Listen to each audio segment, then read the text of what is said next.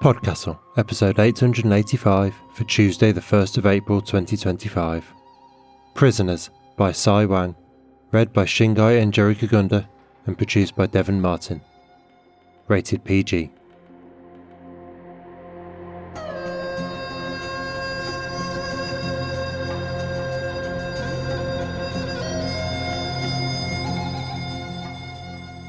Good morning, good day, good afternoon and good evening, and welcome to PodCastle, the flying castle of fantasy fiction. I'm your host, Matt Dovey, and it is my privilege to present for your enjoyment Prisoners by Sai Wang, narrated by our own, for now, Shingai and Jerry Kagunda. I'm even more privileged to say that this story is a PodCastle original, never before seen or heard on the public stage.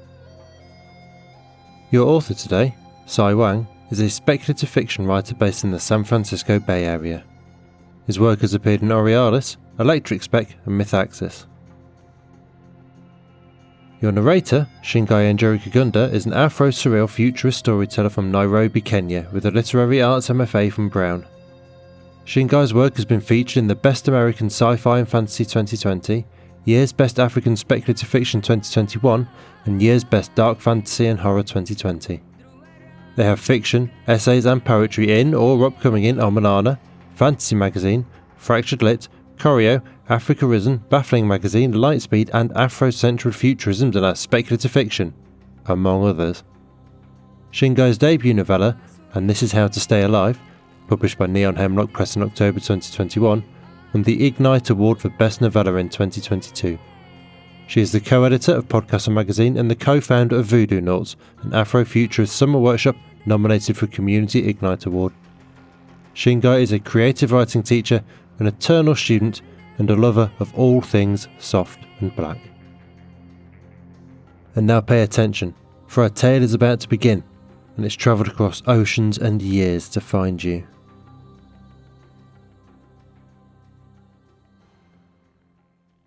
Prisoners by Sai Wang. The fortress was as large as a city and empty as a dried-up well. During the days I followed a tattered map annotated by many hands and took many wrong turns through cramped hallways, treacherous stairways, and rusty gates. At night, I couldn't sleep. Resting on the cold stone floor, I clutched a delicate metal ringlet, weighed down by heavy keys, worried I might lose it. After 5 days, the claustrophobic ceiling finally opened up into a courtyard. The air was cold and fresh. The full moon illuminated a cloudy sky. At the center of the courtyard, a rusty cage hung a few feet off the ground, just enough distance so that the man's feet couldn't touch the stone floor. The man was as gaunt as the cage. They were one and the same with the way he sat, motionless, his thin arms wrapped around the bars, his thin legs protruding from the bottom. He slept with a shallow breath, now and then shuddering and whimpering. His eyes fluttered open and he groaned. "Who's there?" he said weakly in an accent I had not heard in a long time. Although his hair was jet black and his face free of wrinkles, the frailty of his words made him appear 100 years old. He straightened up and said more firmly, "What do you want?" The illusion broke, and he looked like a much younger man. He looked familiar, like a childhood friend. I tried to control the excitement in my voice and hide the reason I was there. "When I heard about you, I had to come see for myself." "Who are you?" "I'm the queen." His face was impassive. "Is that so? Come closer. I can't see very well." I stepped forward, a breath away from his reach. His eyes studied me. My red silk gown flowed as smoothly as ocean waves. The jewels in my hair gleamed in the moonlight, and the perfume on my feet smelled of petrichor. The Chaos Priest had painted the penumbral edge of judgment on my forehead. The heavy set of keys hung on my belt. "Are you going to free me?" he said and laughed bitterly. "That was my intention, but first I have some questions for you." "You would have brought guards if you intended to free me. I've had this conversation countless times with countless people. I don't know the answer to what you're looking for. You're wasting your time." "You'll find it hard to believe how much time I've already spent trying to find you." "Your forebears wanted the same thing. Whatever means they used, it always ended the same way. They died, and I am still here, locked up in this cage." "They were not my forebears." The man's eyebrows arched. "A revolution, then? That must be quite a story." "Allow me 3 questions. That is all I ask." He looked tired. He shifted his legs and grimaced. "And you'll free me afterwards?" "That depends on your answers." The man sneered and nodded. "Of course." "Why were you put into this cage?" I asked. "I stole a piece of bread," he said. "Next question." "I was told you didn't need food to survive." "The bread wasn't for me." The man's eyes were like dark pools of water, where the depths were deeper than the ocean and I couldn't see below the surface. "Please, tell me more.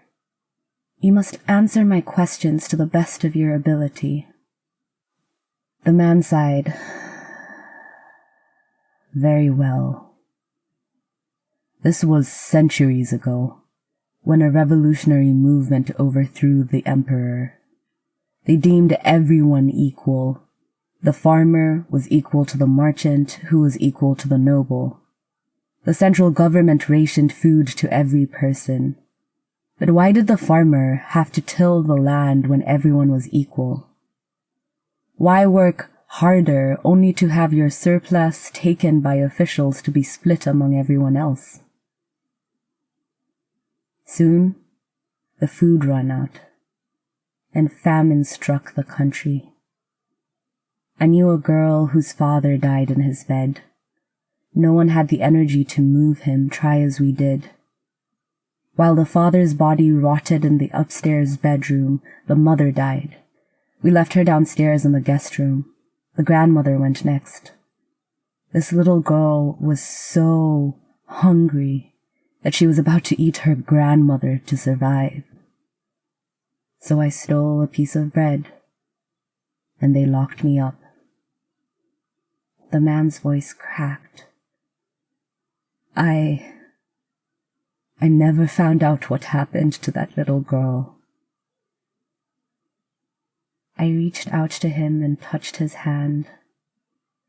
"I am sorry for what happened to you." He looked up at me, surprised. His eyes darted to the keys hanging on my belt. If he wanted to, he could have grabbed my arm. Instead, he asked, "Who are you?" I stepped back. "I have 2 more questions for you. Is it true that you can't die?" Slowly, he lifted a knee to his chest, and then the other. With his feet planted against the grated floor of the cage, he stood. His head bumped into the ceiling before he could straighten his back. When I was first locked up, 2 other cages flanked my own. A man was in one of the cages. He had been there for 3 days and was constantly screaming. He complained of fire in his muscles, but he shivered from exposure. Hunger tore at his stomach while thirst burned his throat. He asked the guards to kill him. It was not long before I began to howl with the same pains. At this time, a road ran by the cages. There was no fortress. I thought that a traveler passing by would surely show me mercy and free me, but no one came. All who passed by looked on with horror and did nothing. I was incoherent. I had gone mad. After 5 days, when my neighbor finally died, I would have done anything to trade places with him. When word spread that I had lived through 2 weeks, interested crowds gathered around me every day. I begged them to let me go. A month passed and they began praying around me. Some believed I was the new Messiah, while others feared I was evil incarnate. The king was one of the latter. The king's men swept through the crowds and abducted the believers. The king, a man of his word, told me that since I was sentenced to remain in the cage until death, he could not move me to another location. Construction of the fortress began. Many of the laborers who toiled day and night died from exhaustion or accidents. Their bones lie buried in the foundation. Many more would die across the wars that were fought over me. The fortress passed to many different rulers and grew to swallow up entire cities and towns. Still, I lived. All these years spent in this cage are small compared to my entire lifetime. If it were a beach, then the time I've been imprisoned would be just a handful of sand. Yet, I've lost sight of that beach. I can only see what's in my hand.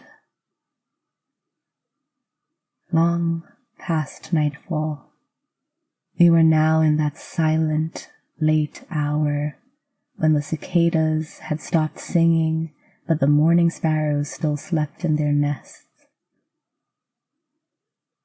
"You have one more question," the man said.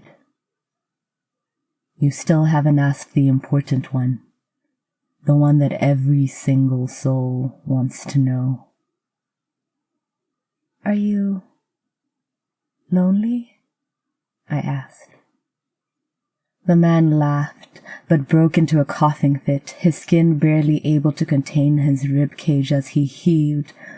What game are you playing? You would waste your last question on this? Tell me. He gave a pained smile. "I've lost everyone I've ever known," he said. "If they weren't killed, they grew old and died, sometimes resenting me for my immortality.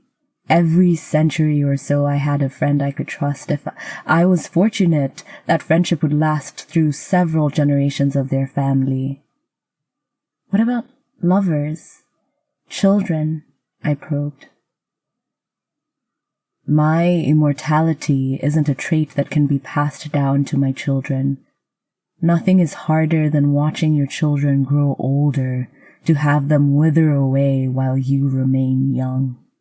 There were times when I had descendants, but they were all killed in world-ending catastrophes. The last one was particularly devastating.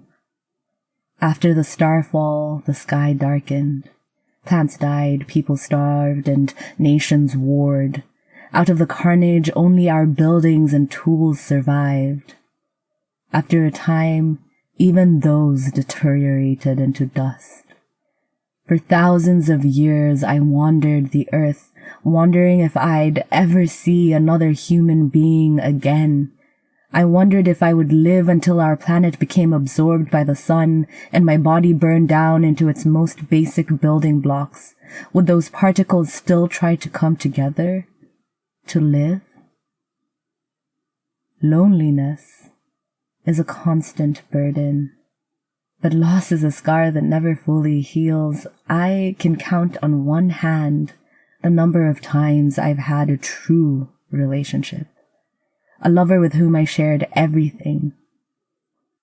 I used to carry a drawing of one of them in my pocket. It eventually faded and crumbled into dust. I don't remember what any of them looked like, but I can still feel their absence. Who were these women? I asked. Some were men, he said and grinned. When I gave no reaction, he said, "That doesn't disturb you? As a queen, you are more free-thinking than even the poets and philosophers." Tell me about the first one. He hooked one arm around the cage bars and scratched his beard. "That was before I discovered I was immortal," he said. "When humans first walked the earth, babbling with a limited vocabulary, my memories of that time can't be trusted. Can you remember the first years of your life?" I shook my head. He continued. "Each time a memory is recalled, it changes slightly. After thousands and thousands of recollections, an old memory might as well be a fantasy.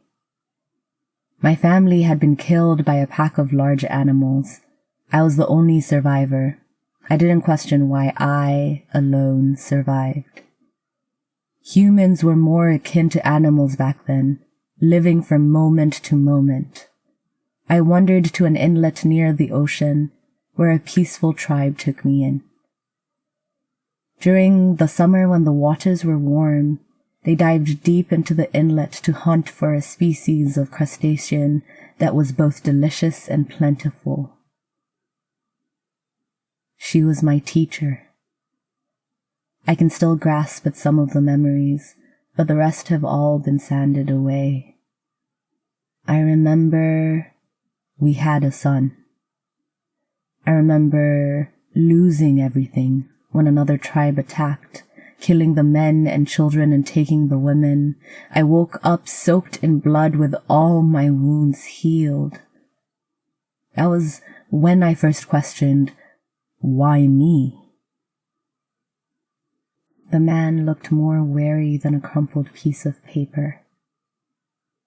There was a sigh from the earth as the clouds opened up and released rain.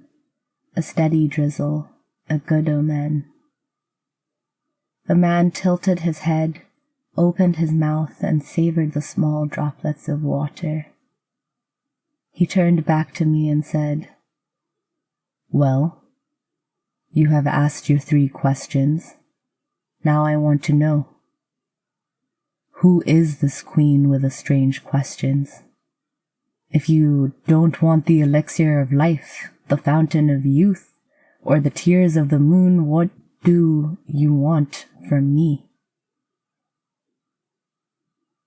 "I wanted to know what kind of man you were," I said. "When I first heard about you, I was living on another continent, living alone in an abandoned castle. It was only through a passing peddler that I learned about a man trapped in a cage, unwilling to die. It took me decades to travel north and gather information about you.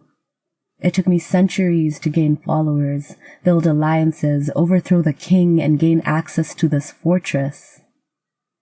He grinned and shook his head. He tapped the bars of the cage. He swung his feet. No, don't play this trick on me. It would have been easier to become a guard if you wanted to talk to me." "Not for a woman," I said. "Unlike for you, when civilization reverts backward, life becomes harder for me. The laws that protect me from men no longer exist. To be here now, I couldn't be a guard. I had to upend the entire system." "This is a cruel form of torture I haven't seen yet," the man said. I want to set you free because you did the same for me, I said. Before I learned of your existence, I lived in the ancient buried cities, only coming up to forage and hunt game. When the foundations crumbled, I sailed across the ocean to a remote island. Eventually, I was driven out by the eruption of a volcano. I lived in caves and tunnels. I lived in desert oases and frigid tundras. I lived in places to escape other people. It was only after I learned about you that I became brave enough to venture out because I had something to live for. The last few centuries have not been easy, but they've been the best years of my life. I've built close friendships, improved the lives of my followers, and now I'm finally here in front of you. I don't believe you, the man said. Believe this, I said. I remember when other hominids lived side by side with us. I remember the first ice age and the second. I remember when nuclear fire blasted our cities and nearly wiped humans from the face of the earth, and then again 1,000 years later when the meteorite fell into our ocean. I remember when we settled on the red planet. I still look up at the night sky and wonder if someone is staring back. That history has all been lost with time, so how could I have known all of that without having lived through it all? He didn't answer me. He avoided my gaze and looked down at his feet. I don't remember the early years of my life, I said. For a long time, I tried to forget my past. Like you, I was born along the coast and grew up diving in the ocean. I fell in love with a man I don't remember. Your face reminds me of someone I knew. Perhaps it was him. Perhaps you are him. The world was much smaller back then. The man stared at me for a long time before speaking. It's possible. Have you ever met anyone else like us before? I asked. He shook his head. I told him. I knew a woman who was the mayor of a small town in the plains of a country I've forgotten the name of. 100,000 years later, I saw the same woman briefly, for just a passing moment in a crowded space. At least that's what I think I saw. Perhaps there are many of us out there who choose to hide from the world, just like you and I did, and thus live in isolation, never knowing there are others who can understand them. Or there is only the two of us. He looked sadly at me, stunned into silence. I retrieved a heavy key from the delicate metal ringlet. With a rusty groan, the cage opened from the bottom. The man plopped down onto the ground. With no strength in his legs, he collapsed like a bundle of fire logs. He crawled forward to leave the oppressive, overhanging cage and then rolled over onto his back, staring at the sky. The rain washed away the dried sweat from his body. He sighed and stretched out one arm. It cracked and popped. He stretched out his other arm, then his legs. He exclaimed with a smile. Slowly, his smile faded and tears streamed down his dirt-crusted face. I bent down and held his hand. "What is it?" I asked. He sobbed. "You're free now," I said. "I'm here." I had forgotten what it felt like, he said. To be this way. For so long I avoided thinking about this moment. I lost hope entirely. Tell me what you said is true. I was about to tell him it was true. He was free now. Then I realized he was not talking about the cage. Yes, it's all true. Every word. I'm here. You're not alone.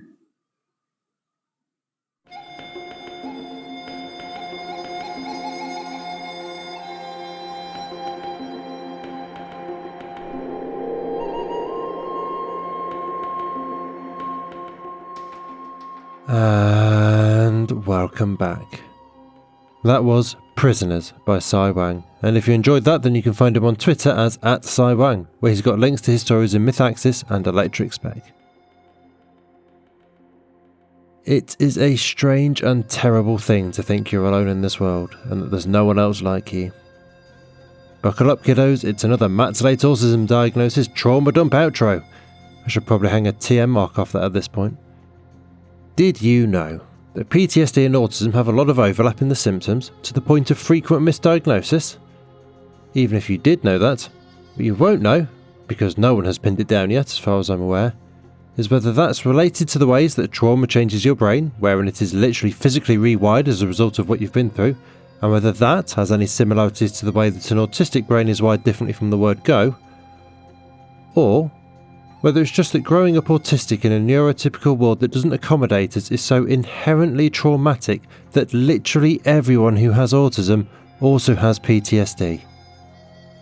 Which is kinda fucked up, right? Of course, we could work this out with either lots of expensive MRI machinery and detailed study from top academics using hundreds of subjects and dozens of years, or by just making sure the world is the kind of place that isn't traumatising for folks who don't fit the narrow band of permissible behaviours. And the chances are, the first one will be easier to achieve. Because let me tell you, the primary experience of growing up autistic without you or anyone around you knowing you're autistic is the question, why am I like this? You look at everyone around you managing to make friends and do new things and enjoy loud parties, and you think to yourself, I'm literally the only one who can't cope. I'm the only one that's different. I'm uniquely broken. Fun fact, my social anxiety has been so absurdly illogical in the past that I would feel, and be, physically unwell for a day before simply going round a friend's house. And I don't mean at 8 years old, I mean as a grown-ass adult going over to get drunk and play video games with people I've known 20 years. And still. But here's a really funny thing, though not ha-ha funny, sadly. Once I had the diagnosis, that went away. I mean, not fully, gods know I'm lumped with this anxiety forever, but that extreme manifestation of it has withered away, because it turns out the majority of my social anxieties was in fact meta-anxiety about the social anxiety. The layers of, why am I like this, and why can't I get over myself, and, at the root of it all, the pernicious little phrase that's forever undermining you. Why can't I cope? I. Me. Uniquely. Alone. So yes, I am, I think, becoming somewhat of a cliche of myself in these outros, forever viewing things through the lens of my autistic diagnosis, though in my defence revisiting your whole life to re-evaluate it through this new understanding is not a quick process. It's only been 2 years and there's 38 before that I've still got to think through. But my not shutting up about autism and ADHD is a very deliberate choice, made for one simple reason. I never know who might hear it for the first time, and in hearing it, recognise it. And in recognising it, feel less alone. Because that loneliness literally kills us. The statistics on suicide for autistic individuals are genuinely horrific.